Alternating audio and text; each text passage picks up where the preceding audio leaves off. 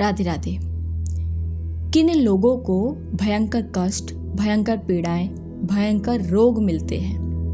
देखिए, हम यहाँ पे जो आज बातें बताई जाएंगी आप लोगों को, ये सभी अपने शास्त्रों में बताया गया है कि किन लोगों का हमें संग करना चाहिए और कैसा चरित्र होना चाहिए एक व्यक्ति का दूसरे व्यक्ति के प्रति और इस संसार के प्रति।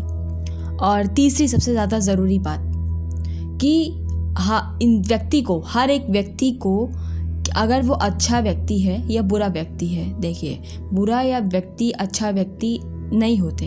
हर व्यक्ति के अंदर सद्गुण और तमोगुण दोनों ही होते हैं। कुमति सुमति सबके उर आही, तो सबके पास क्या है, कुमति भी है और सुमति भी है, अच्छी बुद्धि भी है और कुमति बुद्धि भी है।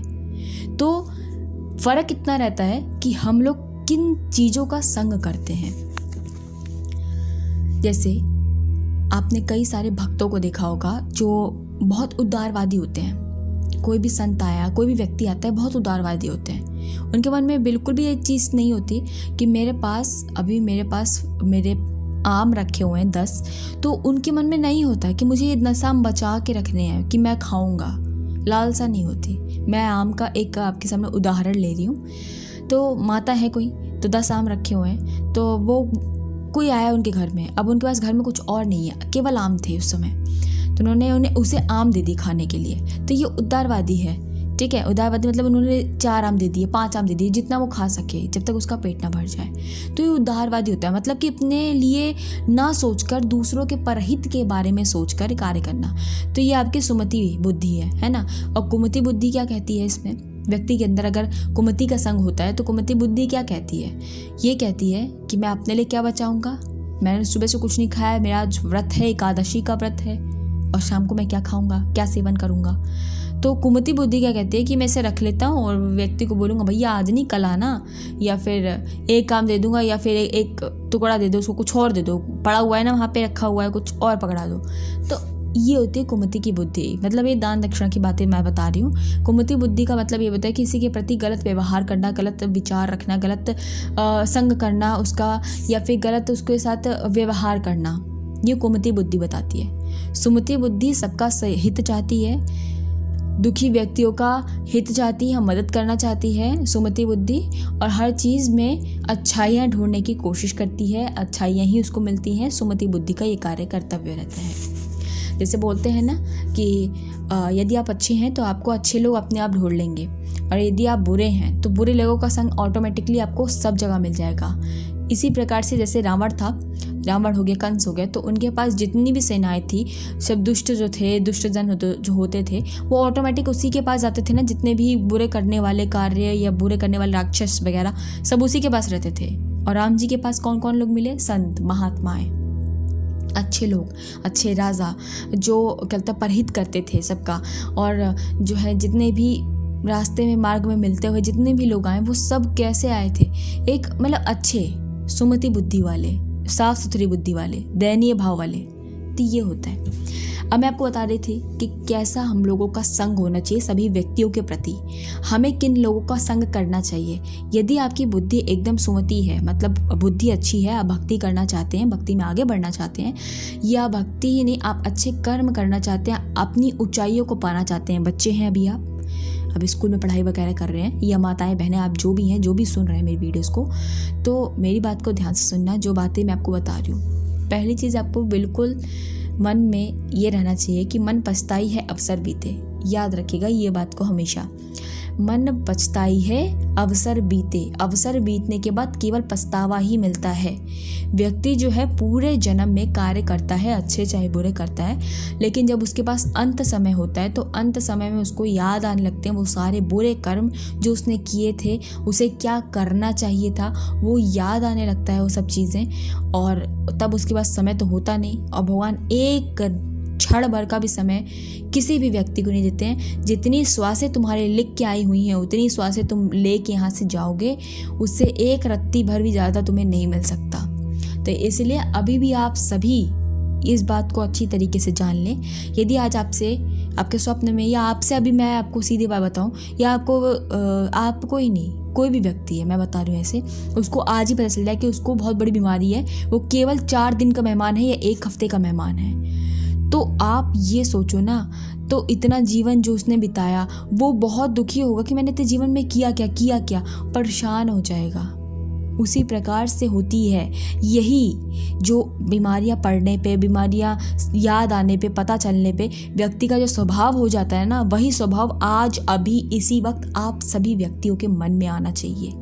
इसलिए क्योंकि आप यदि अभी तक कोई भी बुरे कर्म करे हैं या अभी भी कर रहे हैं, उस कर्म को छोड़कर सत्मार्ग पे चलें, और आपको नहीं पता है कि आज आप सोएंगे तो कल आप उठेंगे कि नहीं उठेंगे।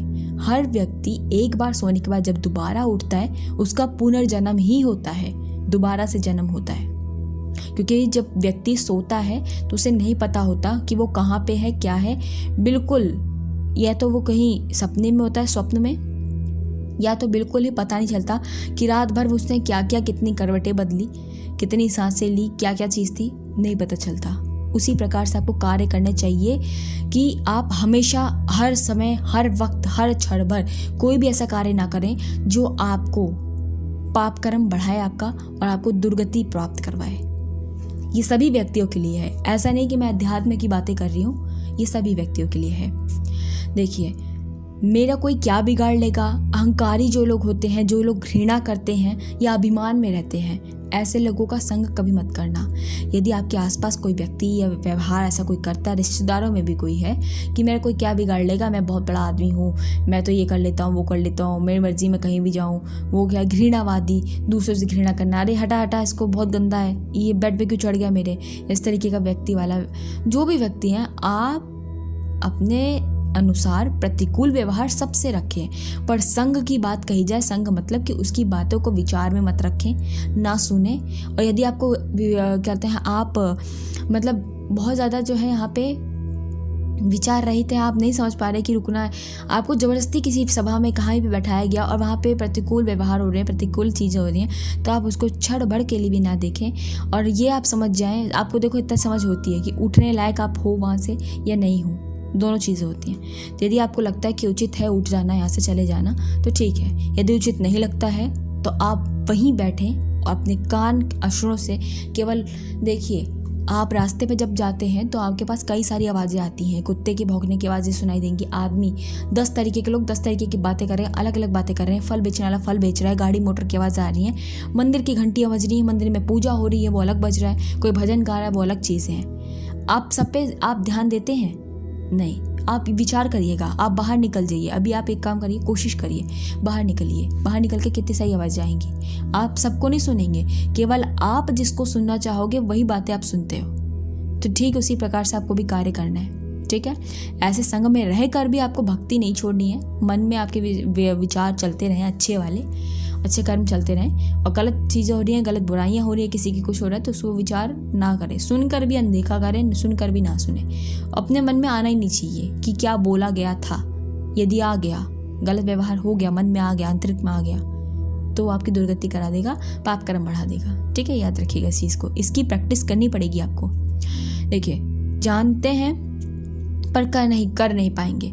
बहुत सारे व्यक्ति होते हैं वो जानते हैं कि भक्ति करनी चाहिए, अच्छे कर्म करने चाहिए और ये सब करना चाहिए, लेकिन कहते हैं कि भैया हम तो, हमारे बस का नहीं, हम तो कर ही नहीं पाएंगे, ये तो महात्माओं का काम है, ये तो पूजा पाठ वाले व्यक्तियों का काम है, तो पंडित जी वाले लोगों का काम है, हमारे बस का तो है ही नहीं। ऐसे व्यक्तियों का भी संग मत करो, क्योंकि जो डीमोटिवेटेड व्यक्ति होते हैं ना, मतलब जिनके पास मोटिवेशन है ही नहीं, जिनके पास ये आत्मशक्ति है ही नहीं कि मैं कार्य कर सकता हूँ, जो निराशावादी होते हैं, जो निराशा ही आपको प्राप्त करवाएंगे, ऐसे व्यक्तियों का संग मत करो। वो आपको आगे भी बढ़ने नहीं देते। जैसे स्कूल में क्या होता है बच्चों के साथ कि कुछ ऐसे बच्चे भी होते हैं जो कहते हैं कि यार मेरे बस का नहीं है, वो तो सिर्फ वही बच्चा पास ला सकता है 5 नंबर, वही ला सकता है पूरे नंबर, मेरे बस का तो है ही नहीं। ऐसे व्यक्तियों का संग मत करो। ऐसा सोच के ही मत करो कि इसको मैं मदद करूंगा इसकी आगे बढ़ाने के लिए, मत करो। यदि उसके मन में ही नहीं है कि अब अच्छे नंबर ला सकता है तो आप भी प्रयत्न करके कोई फ़ायदा नहीं है, ठीक है। तो याद रखिएगा इस चीज़ को, ऐसे व्यक्तियों का कभी भी संग ना दे, साथ ना दे। यदि वो मन से हल्का सा भी चाहता है कि मेहनत करना, तब आप उसका साथ दें, ठीक है। लाचार हूँ कर देता हूँ ये काम, लेकिन मैं चाहता नहीं हूँ कि ये करना चाहिए, नहीं करना चाहिए। कई सारे व्यक्ति होते हैं जो कहते हैं कि यार मैं बहुत लाचार हूँ, पता नहीं कैसे हो जाता है मेरे से काम, मैं नहीं चाहता लेकिन फिर भी हो जाता है। बहुत से व्यक्ति आपको उससे मिलेंगे कहने वाले कि मैं नहीं चाहता हूँ कि मैं फ़ोन चलाऊँ, लेकिन मैं फिर भी चला लेता हूँ फ़ोन को। मैं नहीं चाहता हूँ पूरे दिन मैं अपने समय में नष्ट करूँ, लेकिन कर लेता हूँ। ऐसे व्यक्तियों से भी दूर रहें जो अपने आप पे काबू नहीं कर पा रहा है। यदि आप में हल्की सी काबू करने की शक्ति आई है, यदि आप हल्का सा भी संग ले लेते हैं उनका, तो आपकी जो संगति है वो बिगड़ जाएगी। आपकी जो अभी थोड़ी सी आपने नींव पकड़ी है ना अपने आत्मविश्वास की, अपना कार्य करने की, स्वयं करने की और टाइम करने की, वो आप छोड़ देंगे। अपने पे केवल विश्वास रखें, अपने पे केवल काम करें, अपने आप से ही सब मेहनत करें। संग लेने की कोशिश किसी से भी मत करना, याद रखिएगा इस बात को।